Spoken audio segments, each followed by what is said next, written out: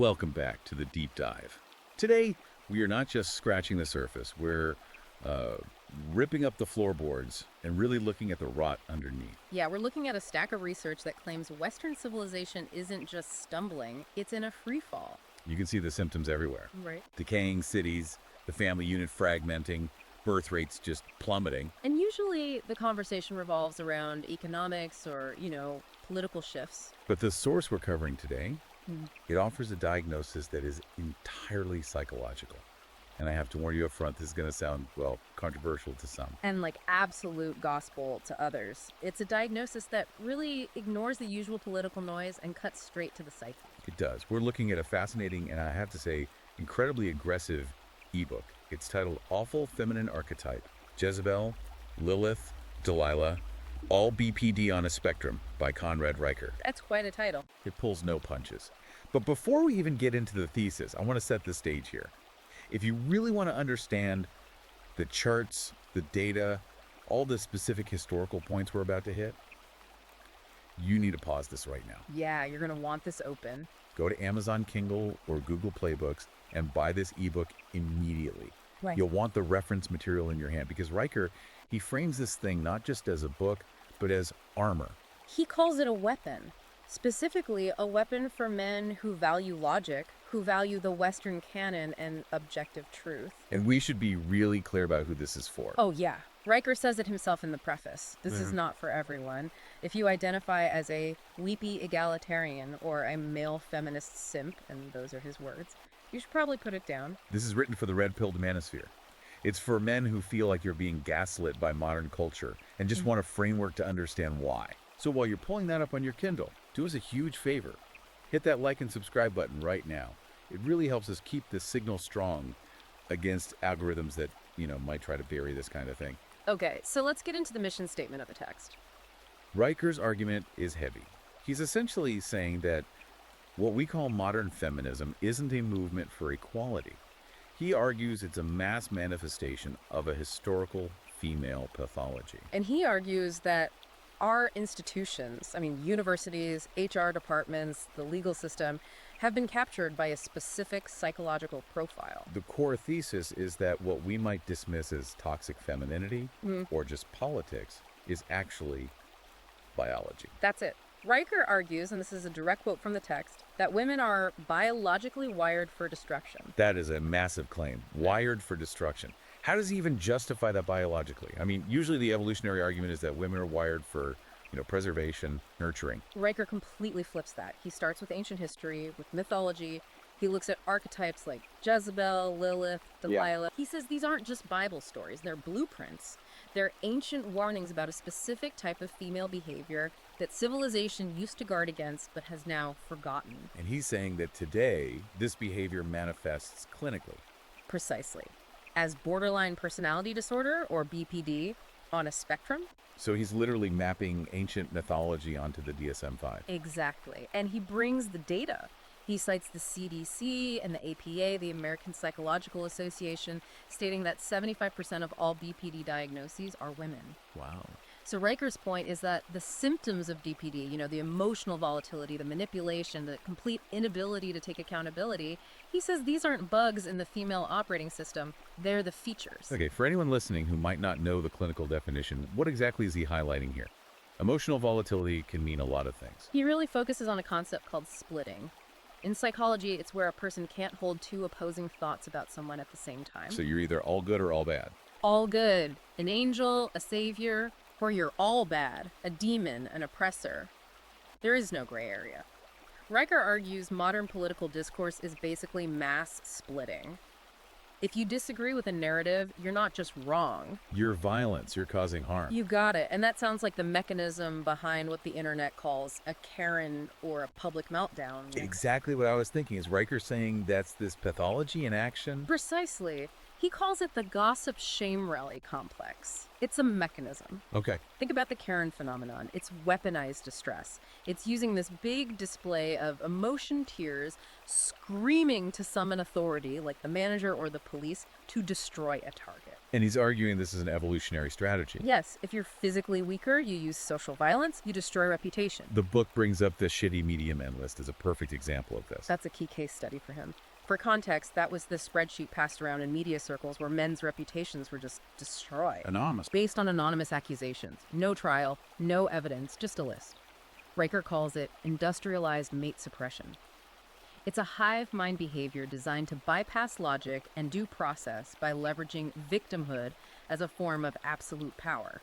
It reminds me of the section on Evergreen State College. That story was always so wild, but he reframes it through this BPD lens. Maternal rage repackaged as social justice. That's the exact phrase he used. I was never that. If you remember, students were screaming at Brett Weinstein, a biology professor, hunting him down because he refused to leave campus based on his race for a day of absence. And the protesters were screaming, "Your presence is violence." Right, which goes right back to that splitting concept. You're either an ally or a literal physical threat. And the administration just folded. And that's the crucial part for Riker. The institution itself had been captured by the same pathology.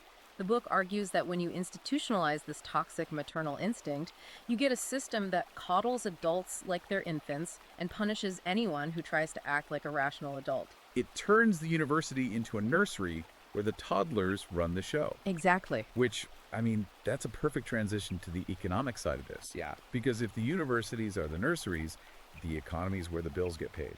And Riker does not pull any punches on the financial dynamic. No, he calls it economic parasitism. It's a harsh term. It is, but he builds a case for it using consumer data. The book cites figures that claim women control something like 85% of consumer spending. Okay, so they're the primary drivers of the economy in terms of buying things. Right. But at the same time, they also hold 70% of credit card debt. So the demographic doing most of the spending is also the one carrying the most bad debt. And crucially, paying significantly less in taxes. The book points to IRS data on the net tax contribution of single women versus men. Riker's argument is that the state, funded largely by male taxpayers, is subsidizing this whole lifestyle. Creating a dynamic where men are the beasts of burden for a system that actively despises them. He calls it the estrogen elevator. The estrogen elevator. Yeah. The idea that the entire system is rigged to lift feelings above facts and consumption above production. He gives this visceral example about Harvard. Oh, right. They spend millions on inclusion training and sensitivity seminars and just administrative bloat. Meanwhile, their engineering labs, the places where actual value is created, like wind tunnels, are crumbling or getting underfunded. It's prioritizing vibes over physics. But this goes beyond just spending. It bleeds into the legal system. Yeah. That section on gynocentric lawfare was honestly one of the hardest parts to read. Because it details what he calls parasite logic. The book highlights the double standard where women today demand absolute bodily autonomy, my body, my choice, Right. but simultaneously enforce what he calls financial slavery on men through alimony and child support. The phrase, my wallet, my choice, doesn't seem to apply. It does not. The book argues the legal system has been completely weaponized. It mentions a UCLA Law Review statistic about false abuse allegations in custody battles. The claim being that mothers falsely allege abuse far more often. Significantly more because the system, specifically the Duluth model, assumes male guilt by default. Let's pause on the Duluth model. We hear that term in men's rights circles. How does the book define its impact? The Duluth model is basically a law enforcement framework that assumes domestic violence is always the result of patriarchal power. So in practice, In practice, it means when police show up to a domestic dispute, they're trained to arrest the man regardless of who started it. Riker says this ignores the reality that women initiate violence at very high rates, but their violence is often emotional or social. that gossip shame rally thing again? Exactly. While the law only punishes the male physical reaction, the law captures the reaction but ignores the provocation. It's a rigged game, and speaking of rigged games, Riker traces this back historically. He argues this isn't just modern wokeness. He connects it directly to Marxism.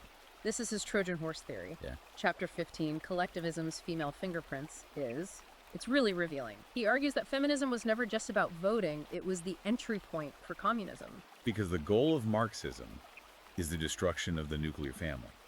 So that the state can become the primary provider. Riker argues feminism was the tool used to sever the bond between husband and wife and just replace the husband with the government. I was shocked by this stat about the Bolshevik Revolution. I'd never seen that before. The Cheka executioners, yeah. The book states that 73% of the executioners in the Bolshevik secret police were women. 73%. And Riker claims this history has been intentionally buried by modern academia. He paints this picture of female commissars signing death warrants by day and then going back to their embroidery journals at night. It really challenges the narrative that women are inherently more peaceful or empathetic. He says that's a complete myth. He argues that when that maternal instinct gets warped by ideology, it becomes ruthless. If you view the state as your child or your nest, anyone who threatens that ideology is a threat to the nest. And the maternal instinct destroys threats without mercy. The result is a society that he describes as a daycare run by hysterical toddlers who have the power of life and death. And we see the results of that competence drained today. The book brings up the Boeing whistleblower report as a modern example of this decay. That's a terrifying example. The book directly links the recent failures at Boeing to DEI hires diversity, equity, and inclusion. Right. It mentions a report where managers hired to meet diversity quotas just ignored engineering warnings. Riker's point is that equity is a female-coded value. It values fairness and inclusion. Whereas competence is a male-coded hierarchy. It values skill, results, truth.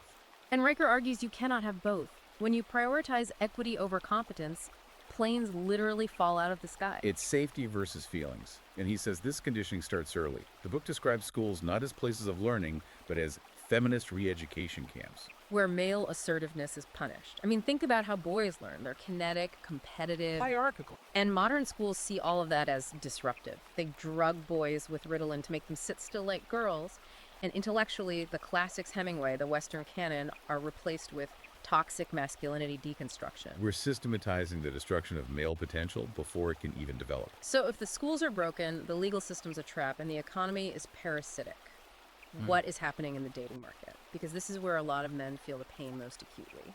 Chapter 6 covers mate suppression machinery. Riker uses data from Tinder, that is. Pretty damning. The famous 95% stat. Right. The data shows women swiping left rejecting 95% of men. Riker analyzes this as hypergamy on steroids. Women are all competing for that top tiny percentage of men, the chads, the top earners, the genetic lottery winners, while demanding chivalry and provision from the very men they reject. He has that line. Beta wallets fund alpha fantasies. It's a brutal assessment. The idea is that women want the biological excitement of the alpha, but the security of the beta. In the past, they had to compromise. But now the state allows them to bypass that compromise. Exactly.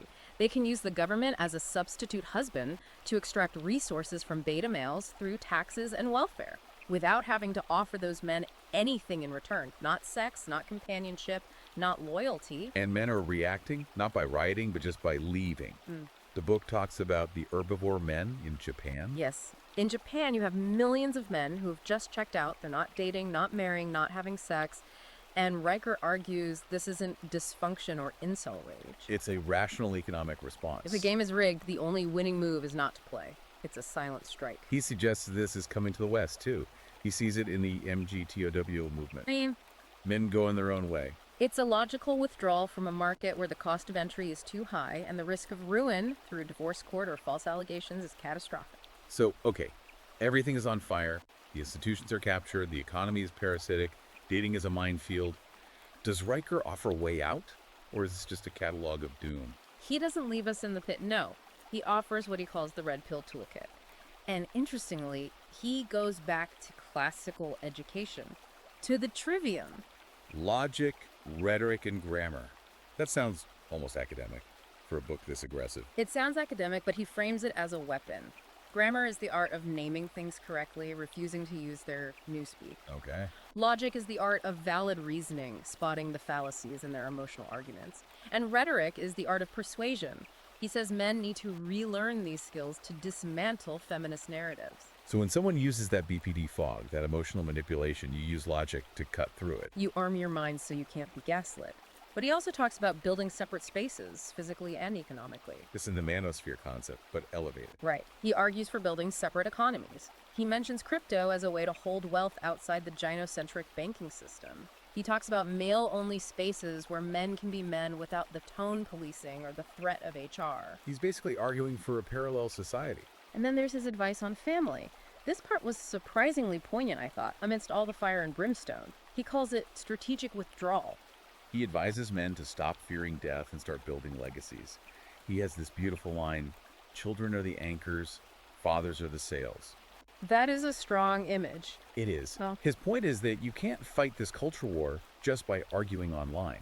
You fight it by creating a parallel structure, by having children and raising them with these values, logic, truth, the Western canon. You are cutting the apron strings of the maternal state. You're denying the state its next generation of dependence. You are creating the resistance inside your own home. Precisely. The book frames it as a choice. You can keep participating in a civilization that is being mothered to death, coddled into incompetence and poverty, or you can cut the thread.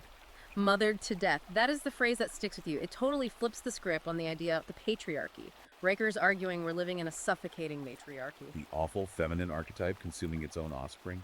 Riker's message is that we are in the grip of a civilizational pathology, a massive society-wide projection of borderline personality disorder. And the only cure is a hard, cold dose of reality and a return to masculine order. This book is heavy, it's controversial, it challenges pretty much every narrative you hear in the mainstream media. Which is exactly why it's necessary reading if you want to understand the red-pilled perspective on why things feel so broken. It exposes what Riker calls the gynocentric conspiracy of silence. It puts words to the things that a lot of men feel but are never allowed to say. So here's the deal.